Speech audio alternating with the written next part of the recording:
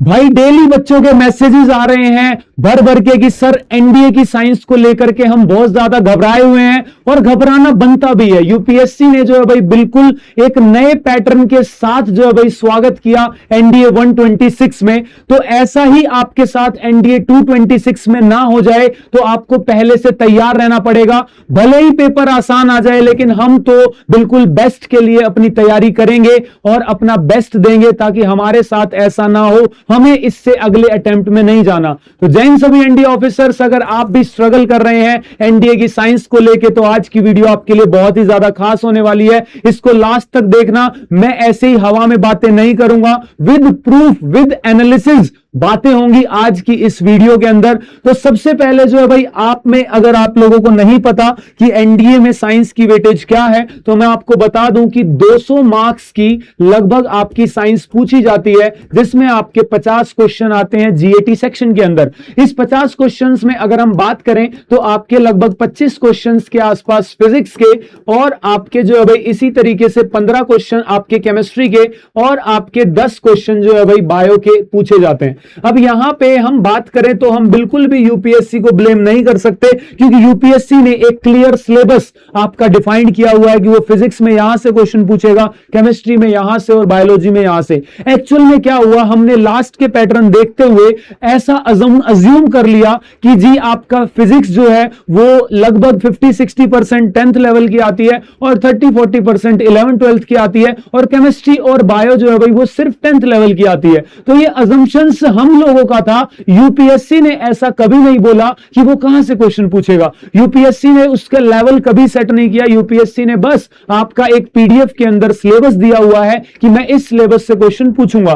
तो आज उस सिलेबस की बात करेंगे ताकि आपकी तैयारी जो है भाई उसके अकॉर्डिंग हो सके, ना कि सिर्फ एक वैसे ही आपके अजम्पशन के बेस पे। तो यहां पे अगर मैं बात करूं तो उस फिजिक्स के सिलेबस के अंदर जब आप देखेंगे तो आपका सिलेबस जो है भाई बिल्कुल 9 to 12th बेस्ड है। 11th-12th बिल्कुल उसमें क्लियरली लिखा हुआ है, उसमें वेक्टर्स के बारे में भी लिखा हुआ है, और उसमें थर्मोडायनेमिक्स जैसे चैप्टर्स के बारे में भी है, उसमें ऑप्टिक्स के बारे में भी है, उसमें जो है भाई आपका ऐसे चैप्टर्स हैं जो बिल्कुल 11th-12th में आपके आते हैं। तो इस बार के पेपर में उसने जो है भाई क्वेश्चन जो पूछे यूपीएससी ने वो आपके 11th-12th से ज्यादा आ गए, यानी आपके जो 60-70% क्वेश्चन थे वो आपके 11th सेक्शन और 12th सेक्शन से आ गए, और 30-40% तक ही, लगभग 30% तक ही 10th लेवल था। इसीलिए बच्चों को जो है भाई थोड़ी सी घबराहट हुई। मैं आपके क्वेश्चंस के रेफरेंस में बात करना चाहूंगा। यहां पे जो है भाई आप अगर एक चीज देखें तो इस तरीके से आपके सामने जो है भाई ये जो क्वेश्चन आप देख रहे हैं ये बिल्कुल आपका इसी बार के एग्जाम में आया हुआ क्वेश्चन है। तो इसमें देखो अब क्या करते हैं बच्चे, जिनके कंसेप्ट क्लियर नहीं होते वो देखते ही मतलब आपका वो डायग्राम ढूंढने लगते हैं जो देखने में थोड़ा अच्छा लग रहा है कि भैया यहां से आएगी फिर यहां से बेंड हो जाएगी, तो देखने में जो है भाई आपका कितना अच्छा लग रहा है सी वाला डायग्राम। मैं गारंटी दे रहा हूं अगर आप पोज करके इसका आंसर जो है भाई करेंगे तो ज्यादातर बच्चे इसका आंसर सी कर रहे होंगे। लेकिन यहां पे जो है भाई आपको भावनाओं में नहीं बहना है, आपके कंसेप्ट इतने स्ट्रांग होने चाहिए कि जी यहां रिफ्लेक्शन हो रहा है, आपका टीआईआर अगर हो रहा है यहां पे देखो कंप्लीट इसके अंदर, तो आपको यहां कंसेप्ट लगाने। जैसे मैं एग्जांपल भी दे देता हूं कि यहां पे एक रे स्ट्रेट गिर रही है, यानी 0 डिग्री पे गिर रही है, 0 एंगल ऑफ इंसिडेंस है, तो वो सीधी ही जाएगी भाई, यहां पे कोई आपका रिफ्रैक्शन नहीं होगा। जब इस सरफेस पे गिरेगी तो यहां जितना एंगल ऑफ इंसिडेंस है उतना ही आपका एंगल ऑफ जो है भाई रिफ्लेक्शन रहेगा, वो बात आपकी तय रहेगी। ठीक है, तो अब यहां पे कैसे पता चलेगा, तो उसने देखो ऑलरेडी ऊपर एंगल दिया हुआ है कि एंगल 60 डिग्री है, और आपका एक इक्विलेटरल यहां पे प्रिज्म है, तो ये अगर 60 है तो ये भी 60 होगा। तो आपको यहां पे कैलकुलेशंस करनी थी कि ये जो है भाई अगर आपका 60 है, ठीक है यहां पे, ठीक है, तो ये वाला एंगल पता चल गया, तो उसके बाद आपको जो है भाई ये एंगल पता चल गया, तो आप बाकी के एंगल्स जो है भाई उसी हिसाब से, जैसे अगर ये 60 है ये 90 है तो ये वाला एंगल पता करना था आपने, जो कि 30 होगा, ये 30 होगा तो एंगल ऑफ इंसिडेंस 60, ये भी 60, तो ये बचा हुआ आपका 30 आ जाएगा, और ये 30 है 60 तो ये 90 एंगल होगा ये वाला, यानी ये वाला एंगल आपका 90 डिग्री का होना था। तो इसीलिए आंसर इसका डी आएगा, क्योंकि इसमें आपका ये 90 डिग्री पे गिर रही है। तो यही बात है कि आपको भावनाओं में नहीं बहना था, आपके कंसेप्ट क्लियर होंगे तो आपको पता है कि यहां एंगल ऑफ इंसिडेंस के बराबर एंगल ऑफ रिफ्लेक्शन होगा, यहां सीधी गिर रही है तो सीधी जाएगी। मतलब कंसेप्ट लगा के करना है,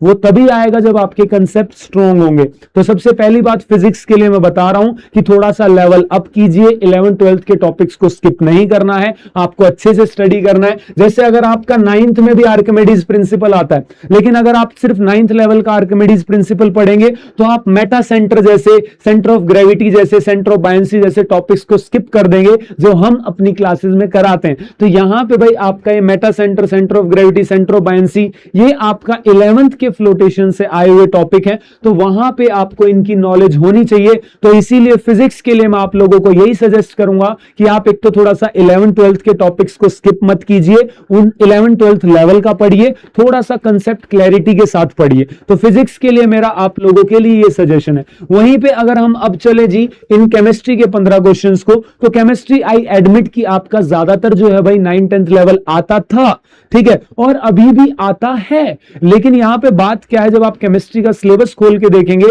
तो उसमें क्लियरली आपके कुछ टॉपिक्स लिखे हुए हैं कि सम इंपॉर्टेंट सब्सटेंस जैसे paint, cement, fertiliser, glass, paper, तो इस तरीके का। और बस हुआ ऐसा कि इस बार के पेपर में, जहां हर पेपर में 1 से 2 क्वेश्चन आते थे इस टॉपिक से, इस बार 5 से 6 क्वेश्चन दे दिए। इस बार जो है भाई आपके कुछ इस तरीके के क्वेश्चंस आपको पेपर में देखने को मिले, जैसे भाई ये पूछ लिया कि नाइट्रोलियम है जो कि एक फर्टिलाइजर है, तो अब इसके बेस पे आपको ये स्टेटमेंट्स बतानी है। अब आपने नाइट्रोलियम के बारे में नहीं पढ़ा होगा तो आप कैसे बताएंगे? तो केमिस्ट्री के लिए मेरा आप लोगों के लिए सजेशन ये है कि आप 9th 10th लेवल की केमिस्ट्री बहुत अच्छे से कीजिए कंसेप्ट क्लैरिटी के साथ, लेकिन साथ में जो आपके मिसलेनियस के टॉपिक्स हैं जैसे पेंट, सीमेंट हो गया, फर्टिलाइजर हो गया, पेपर, इनको थोड़ा सा डिटेल में जो है भाई आपको पढ़ना है, जो हमने भी इंक्लूड किया है अपने कोर्सेज के अंदर।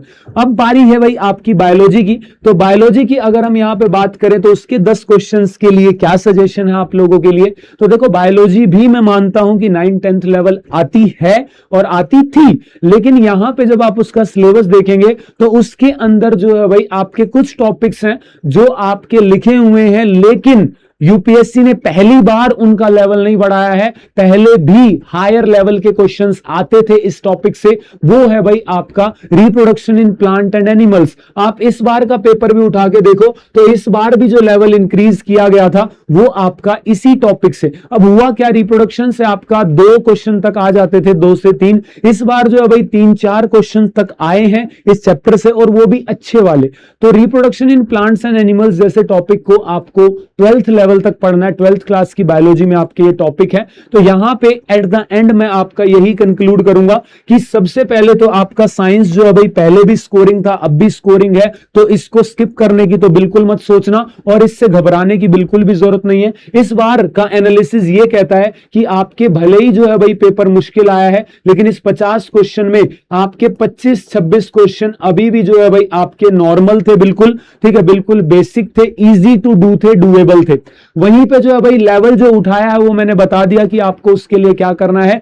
फिजिक्स की जो है भाई आपको तैयारी थोड़ी अच्छी करनी है, 11th 12th लेवल करनी है, इस बात का इंतजार नहीं करना कि 10th लेवल क्वेश्चन ज्यादा आ जाएं। दूसरा, केमिस्ट्री के लिए मैंने बता दिया 9th 10th लेवल अच्छे से कर लो, लेकिन उसके साथ ही आपके जो इंपॉर्टेंट जो है भाई आपको सब्सटेंसेस दे रखे हैं सिलेबस के अंदर वो इन डेप्थ करने हैं, ठीक है। बायोलॉजी के लिए मैंने बता दिया कि आपको अगर लेवल थोड़ा सा उठाना है तो at least you can start with reproduction in plants and animals वाला टॉपिक, वो जो है भाई आप थोड़ा ज्यादा डिटेल में कर लो, बाकी जो है भाई चल जाएगा आपका अभी के लिए, क्योंकि वैसे भी आपकी इसकी वेटेज बायोलॉजी की 10 क्वेश्चंस की है, ठीक है। तो उसके लिए मैं आपको यही सजेस्ट करूंगा कि रिप्रोडक्शन वाली जो यूनिट है उसको आप इन डेप्थ करो। 11th 12th लेवल, जो 12th लेवल में है वैसे रिप्रोडक्शन यूनिट, तो उसको थोड़ा सा स्ट्रॉन्ग करना है। तो आई होप आपको समझ में आया होगा, एक गाइडेंस मिली होगी कि किस तरीके से आपको अपडेटेड पैटर्न के साथ डील करना है। बाकी 3 फंडामेंटल्स आपको बिल्कुल फॉलो करने हैं कि एक कंसेप्ट को आपको डिटेल में पढ़ना है, उस कंसेप्ट को डिटेल में पढ़ने के बाद